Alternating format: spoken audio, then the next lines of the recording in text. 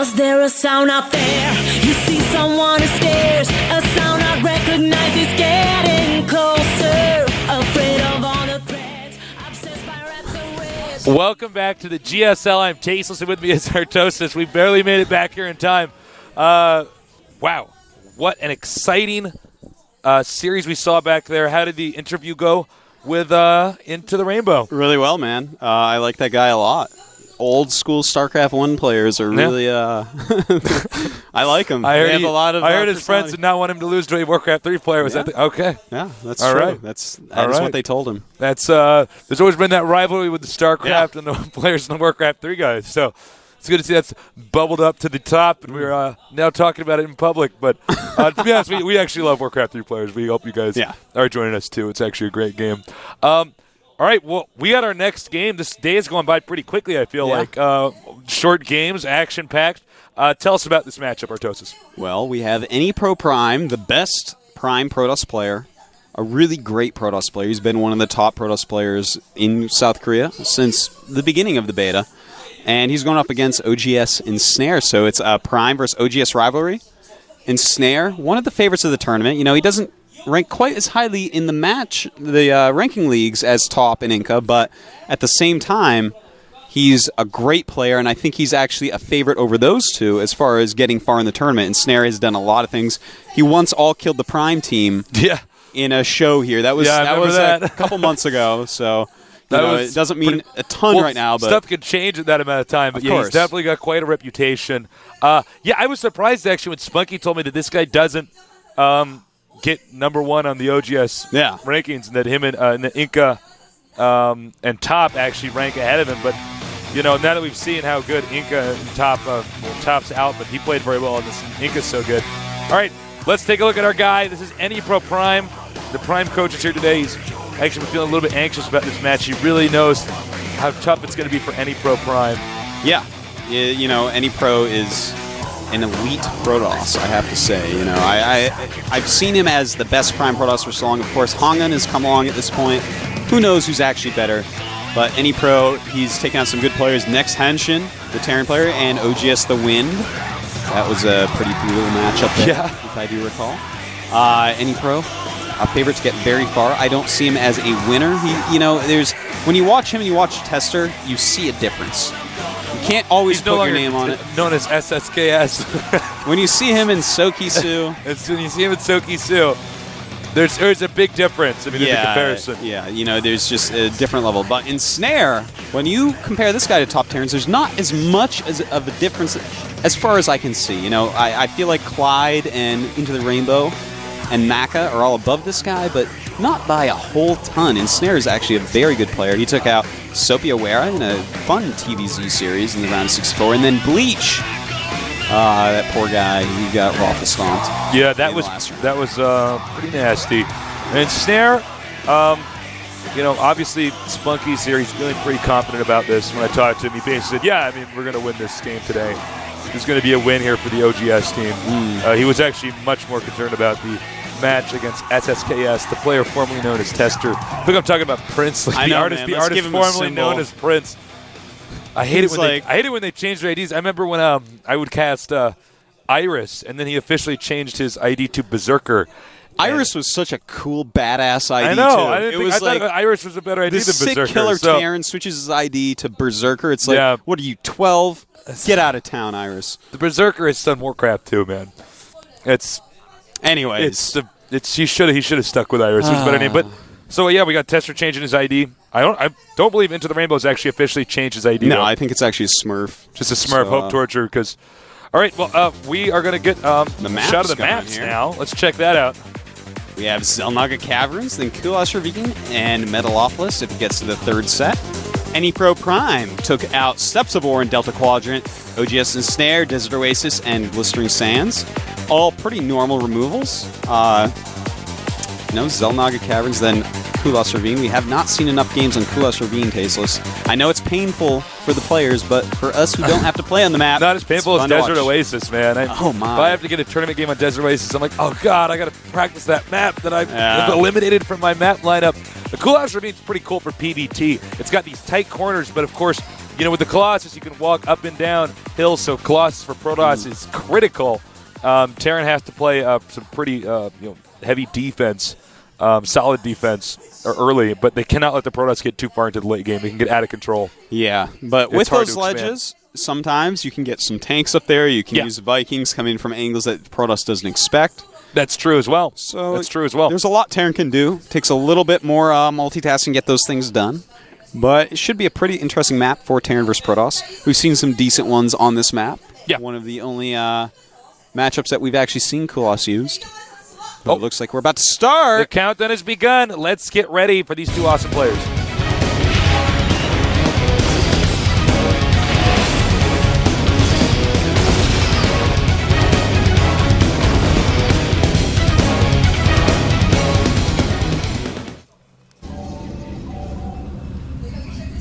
All right, over here at the top right on our one-player map, it is anypro Prime.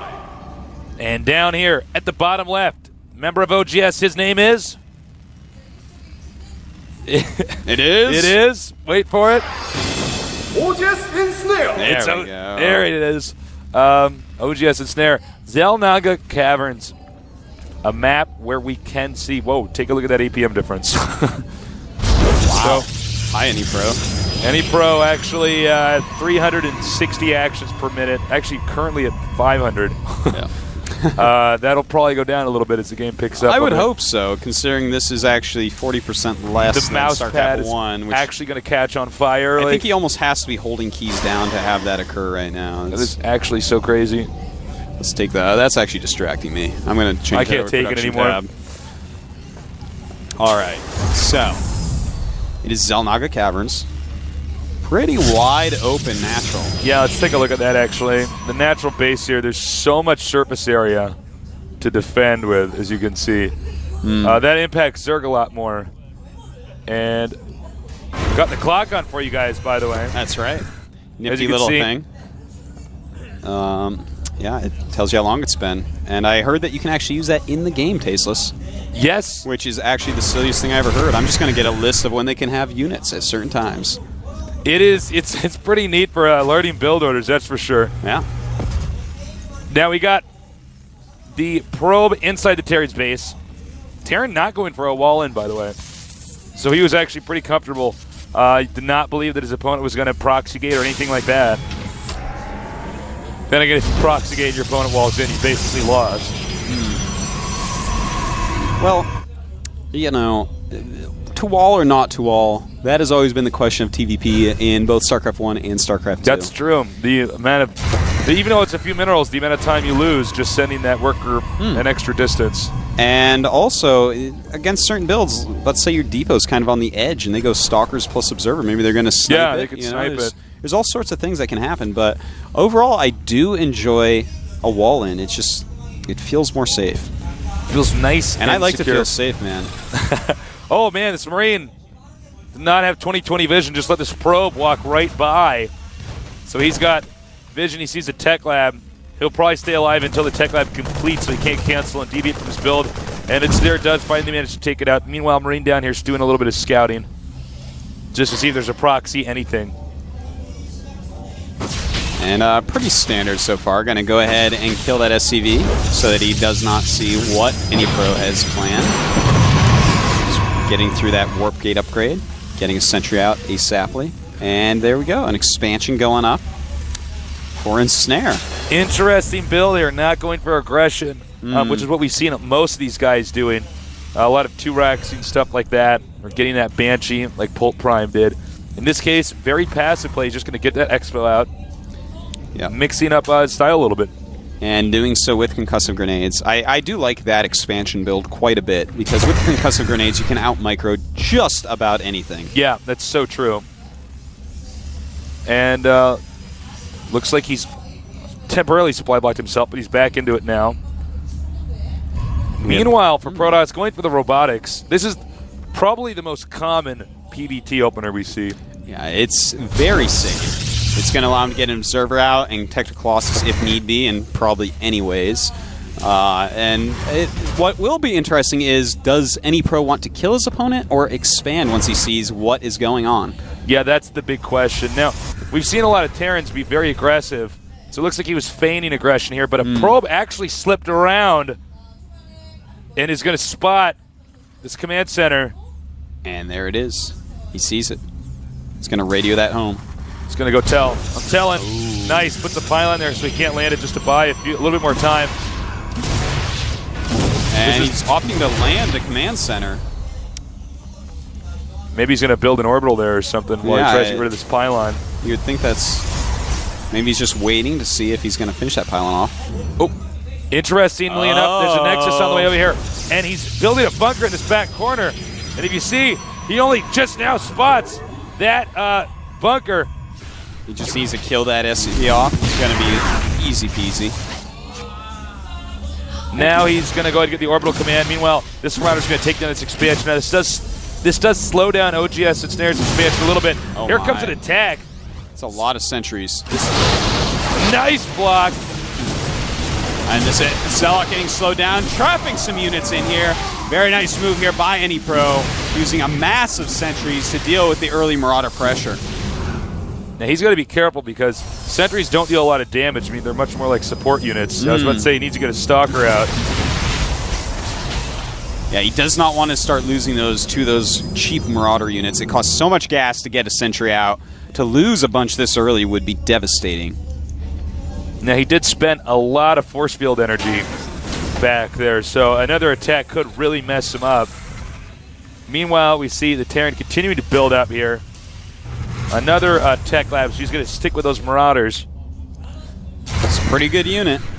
Spread those things out, they can kill just about anything. The Marauders going up for a little push here. But he wants to be careful. If these force fields are used just correctly, it looks like he is going to hit the front of the base. He wants him to engage. There is an Immortal out. Very strong against Marauders. Yeah, as I was saying, you know, that could be a huge blunder. If he over-engages with those Marauders, overcommits, gets force fields behind him, with that Immortal out, they can be just chopped up into little pieces very quickly. Now, looks like he might try to go around. So far, Ensnare has been very good about knowing when to back up while keeping the pressure on. I really like that type of play. You know, fake pressure, one of the most underused, most underappreciated moves in all of RTS games. It's actually brilliant. It keeps your opponent so wary. You might force your opponent to make an additional cannon, or for instance, push out an Immortal, even though you're not actually intending to attack before you start to detect a Colossus. If you're against Zerg, it can force the Zerg to actually spend drones making Sucket colonies. By the way, we're going to have a drop on the way over here. Two Stalkers are in place. We have a Ghost Academy going up at the same time, so we're seeing a lot of ghosts today. That Ghost Academy is right over here, but hold that thought. He was trying to peek. He does not manage to get in there. anypro's control is just very good. Now, Factory doing a little bit of scouting. Looks like he wants to harass the front, but he's got to be careful once again. Good force fields, trapping a bunch of Marauders. Oh my, can he kill? Does not get the medevac. That would have been huge. Yeah, that would have been pretty big. And, you know, that's what you do not want to do with Marauders. You do not want them to be up there getting too close to your Protoss opponent. Good control by anypro. Well, he's going to take out the gold base. He's got another command center that he can float over there. Meanwhile, back here at the Terran's base, you can see he's having an explosion of barracks. And he's getting some medevacs over here as well. Over here at the Protoss' home, we see Colossus is out, but he did force him to make that Immortal, so that's not good. And a nuke being made. Ensnare. Very exciting. He may, in fact, do one of these nukes that we've seen at the natural base, make him run out into an arc of Marauders. That type of move is uber cool. It is so cool. Gives me geek chills just thinking about it. I know, man. Geek chills going down my spine. I get crazy goosebumps when I see moves like that. It's just so nice. Meanwhile, he is also upgrading the range for the Colossus. Now, at this point in time, Protoss is going to have to do something because Terran took the gold base. You cannot sit back and be passive. because the Terran is just going to have this explosion of units. By the way, if you take a look at this Viking, look at the profile picture. It does look like the guy from Halo. It does. It does. Remarkably Chief similar. Master Chef or Chief. Master Chef. I don't know why I just called him Master Chef. Cooks a great steak, man. Master Chef. He's the Master Chief when he's flying the Viking. He's a Master Chef when he's back at home at the barbecue. Yeah, shocking resemblance.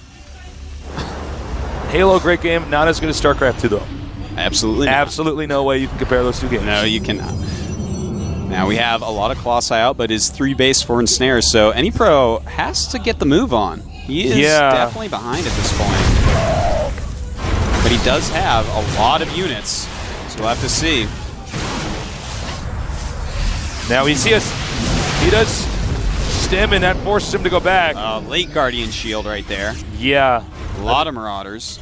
Planetary Fortress here, so you can see Ensnare is expecting his opponent to attack, but I think by now it's too late because when the Planetary Fortress is done, that thing is so hard to kill. Now, a nuke is ready. I still don't know exactly what he wants to do with that nuke, though. He hasn't gotten Cloak, so it's not going to be anything sneaky. TLO has shown us some amazing usage of nukes. On this map. Oh, nice blink. Gets right over there, takes out one of those Vikings. Vikings are so valuable, you can't afford to lose them. Meanwhile, there's a drop ship on the way over here. The bulk of the Protoss' army is out over here. This drop could be quite nice. He could get over here and take out the robotics facility or the Nexus. Meanwhile, the Protoss goes down here and tries to attack. Oh no, anypro looks like he's going to turn around his whole army, but there's an army up here waiting for him. Looks like he wants to run away from this. Engaging might be the smarter move, though. Meantime, this drop doing so much damage. And he took out so many probes. I mean, there were already so many probes in there, but the amount he's killed now is just huge. You know, right now, Ensnare is really getting far ahead of anypro. Oh, God, yeah. He's got these 3 bases up, one of which is a gold for a very long time. Each one of his expansions has been quicker than anypro's. Anypro now, this Nexus just finishing. No probes down there yet, though. Just a killer income right now, as we see. Colossus in the wrong place at the wrong time. He stims. He runs forward. That might cost him the game, but anypro coming back. Can he kill off this army? Tons of Vikings. If he had 2 more Colossi, this would go a very different way. He takes out one of those Colossuses, but actually anypro's control is pretty good here, but another Colossus goes down. He does take out the Vikings, so at least one Colossus will stay alive. He stims to get over here. Wow. Meanwhile, there are more forces coming here from the bottom. Imagine how different that would have looked with 2 more Colossus.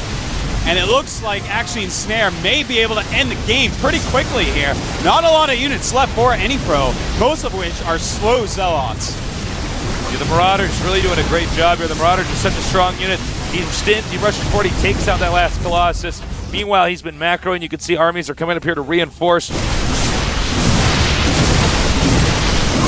And wow, this is not looking good here for anypro. GG, there it is. Yeah, Ensnare was just better overall in that game. I mean, that was like not a moment where I was like, oh, anypro, if only you did this. It was like the whole game, he was just expanding faster. Good harassment, good unit movements. That's one of the things that really stuck out about Ensnare there. He was constantly putting on fake pushes, just kind of faking out his opponent, making him make extra units, making him, waste mana sometimes. Yeah. Really great moves by Ensnare. anypro, his expansions were just slow. He didn't manage the drop quite correctly. Yeah.